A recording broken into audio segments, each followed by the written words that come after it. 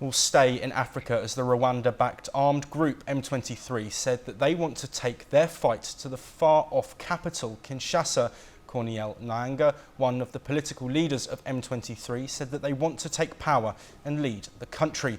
As per some reports, the rebels are currently advancing towards Bukavu, the second biggest city in the mineral-rich east. Meanwhile, Congolese President Felix Tshisekedi called for a massive military mobilization to resist the rebellion. Congo's defence minister has also completely burned plans for any dialogue with the rebels. Rwanda is also facing a chorus of international criticism. In a recent statement, the president of Rwanda, Kagame, said the country was ready for a confrontation with South Africa if necessary. The fighting has forced around 500,000 people from their homes, worsening an already dire humanitarian crisis, according to the UN. Since the fighting escalated last week, electricity and water supplies in the city have been cut off and food is scarce. Joining us first on this one is our correspondent Aditya Wadwan. Aditya, can we get some more information on why the troops are moving, the M23 troops that is, and what their overall aim is? Well, Josh, if you see, these M23 rebels are currently, moving very aggressively through southern Kivu province towards Bukavu city in Eastern Democratic Republic of Congo. This could be because of due to the fact that it is a very they are moving towards this city because it's a mineral-rich city. It is considered to be a mineral-rich city. There have been reports that these rebels are very desperate and they want to overthrow the Kinshasa's administration at all costs, and that is why they are expanding they are advancing at a rapid rate. It is showing they are showing no signs of any stoppage. As per the statement by the spokesperson for the UN chief Antonio Guterres, these rebels, this is a very stressing situation at the moment. The entire the United Nations is actually very stressed because of this advance by the M23 rebels, and it needs to be seen by when would all this come to the halt. Yes, George, back to you in the studio. Yes, and joining us to discuss this story further is Dr. Tolit Atiya, an African affairs expert joining us from Uganda. Dr. Atiya, thank you very much for your time. For our audience members who might not know about the history of this conflict, of course, the fighting has been raging on in the eastern part of the Democratic Republic of Congo for almost 30 years. But can you provide some context on why now the M23s have decided to take such drastic action?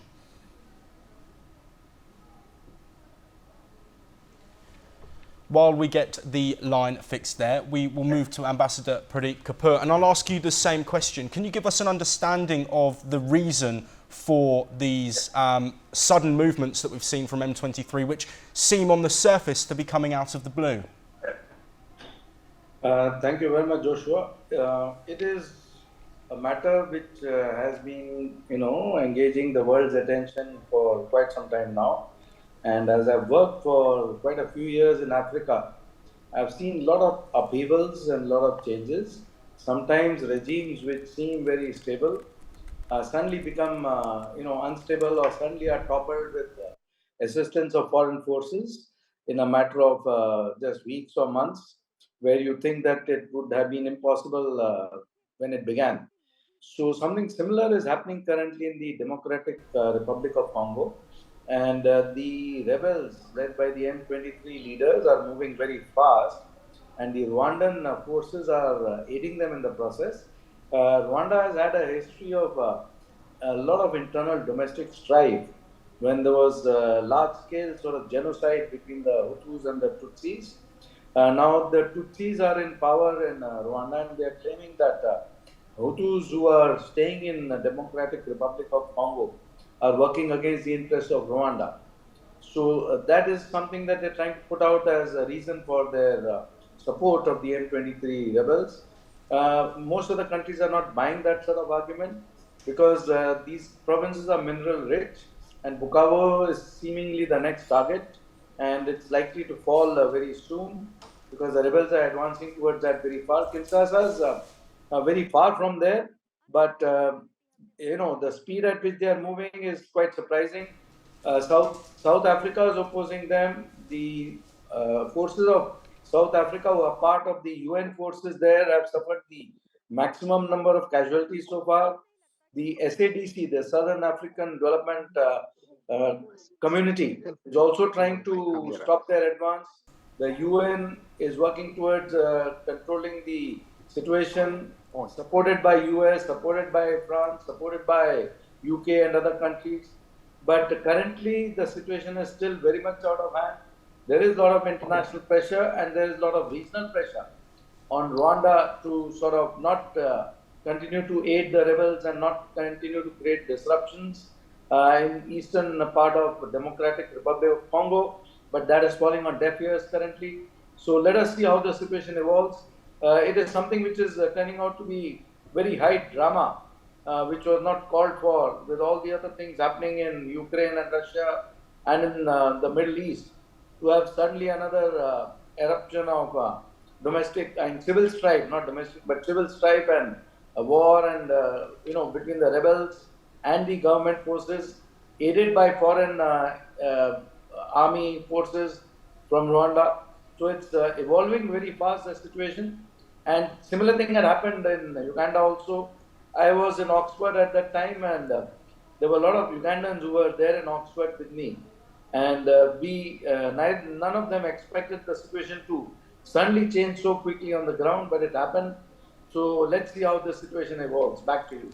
Yes, thank you. We are now joined by Dr. Tolit Attia. Thank you, Dr. Attia, for joining us. I want to get an understanding of the feeling within Africa, and obviously this has rapidly advanced so quickly with the M23s looking like they're heading towards the capital. Is there a fear that this could spill over and become more of a continental issue rather than just contained within the east of DRC?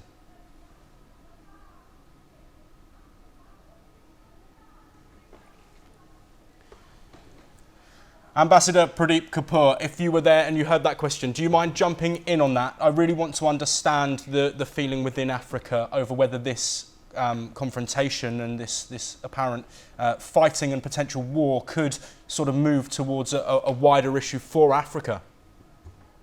Well, it is already a big issue for Africa. I do not think it will evolve into a wider issue, though there is a lot of exchange of very aggressive posturing and messages between Rwanda and South Africa currently. South African forces are very strong in the continent. They are among the more powerful forces. But Rwanda is suddenly saying that they will be able to stand up to the South African forces and challenge them, in any theater of war. So I don't think it's going to evolve to that ultimately.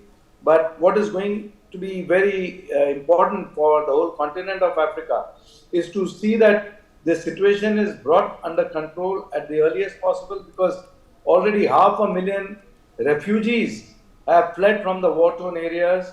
There has been total disruption of the eastern part of the Democratic Republic of Congo, which naturally leads to a lot of instability in that entire region, which is very mineral rich and becomes a breeding ground for agents who are, just wanting to, like vultures, swoop in and make hay while they are able to do that. So I think it's important for the global community led by the UN and led by some of the other countries which are trying to bring the situation under control in collaboration and coordination with the SADC. So if it is brought under control, then I guess there will be, some peace talks. They may have to surrender some part of the eastern Congo to the rebels for a short time and at least have a truce. But if the truce is not there, then the situation will continue to be very fragile. Thank you. Dr. Attia, this situation, which is, of course, escalating day by day, do you think it will require sort of impetus from African countries and potentially those outside of Africa as well? Yeah, thank you very much for hosting me, and certainly just to dive into what you're saying, this is both a political crisis, and as we can see, it has quickly evolved into a humanitarian crisis. We are talking of about 6 million people, both internally displaced and also as refugees scattered around the neighboring countries. And that is Uganda, Rwanda, and some probably even in Burundi. There are challenges to this because there is a history to this issue. You find that the framing of this issue makes it very problematic, even for those who would want to intervene and help. One is that the Kinshasa government that is directly involved in this matter frames the issue. I believe we have lost Dr. Atia, but thank you very much to both of our guests for your time.